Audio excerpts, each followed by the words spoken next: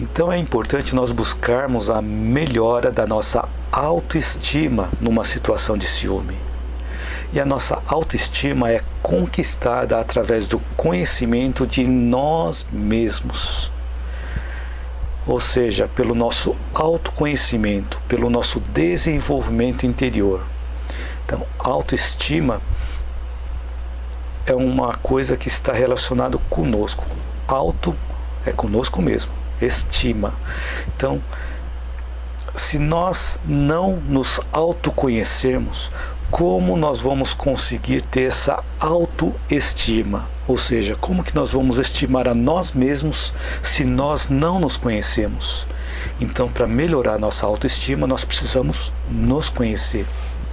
Então, no caso de ciúmes em um relacionamento, deve-se buscar também um diálogo franco com a outra pessoa, um diálogo sincero com a outra pessoa, refletindo sobre os sentimentos mútuos, sobre os potenciais de cada um e principalmente sobre as fragilidades um do outro, porque a fragilidade conecta pessoas.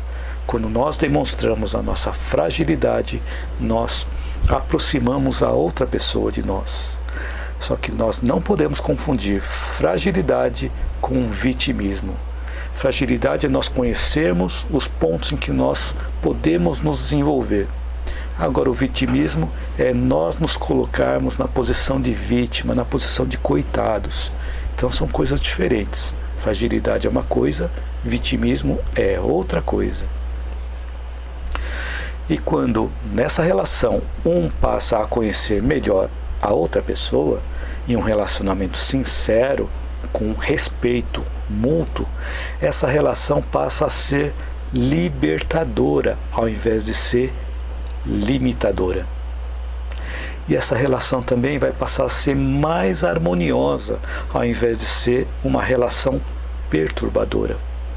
Então, um ponto importante que nós podemos analisar a nós mesmos, nas coisas que nós temos controle e nós podemos alterar em nós mesmos.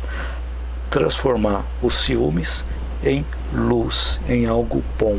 Transformar aquela possessividade que nós temos com relação a outra pessoa em desprendimento.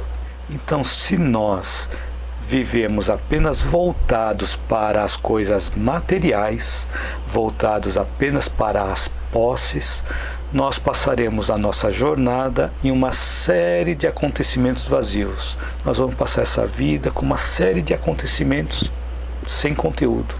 Serão todos vazios para nós. Exemplos.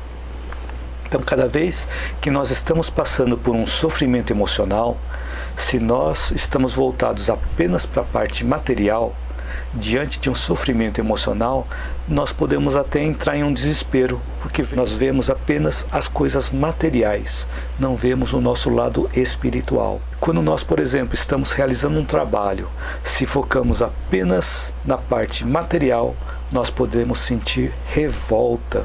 E se nós não estamos acostumados com o amor, o verdadeiro amor, todos os laços afetivos vão passar a ser como um simples mecanismo dos nossos desejos passageiros de possuir coisas e possuir pessoas. E quando nós sentimos dor e vemos apenas a parte material, essa dor passa a ser algo intolerável, algo inaceitável, que não estava na nossa programação, que na nossa programação só existia a alegria, a felicidade, a paz, a harmonia na nossa vida.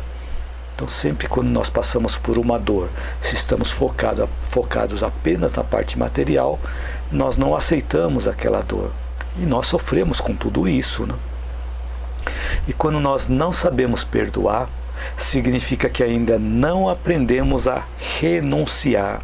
E nessa situação, onde vemos apenas a parte material, quando nós ajudamos alguém, depois que nós ajudamos alguém, se continuamos vendo apenas a parte material, nós exigimos da pessoa obediência, pois achamos que a pessoa nos deve algo, por nós termos realizado algo, por nós termos ajudado aquela pessoa. E quando nós vivemos apenas para o lado material, nós seremos atormentados pelos conflitos que a posse nos mantém conectado à vida instintiva, à vida selvagem. Então, quando estamos voltados apenas para o lado material, nós estamos ligados apenas na nossa vida instintiva e na nossa vida selvagem, vivendo apenas com emoções e com instintos. E quando nós pensamos dessa forma, o que nós podemos esperar da vida? Quando nós pensamos dessa forma apenas no lado material, o que nós podemos esperar da vida, senão o começo da nossa vida no berço e o término no túmulo? Então, a nossa vida passa a ser muito vazia.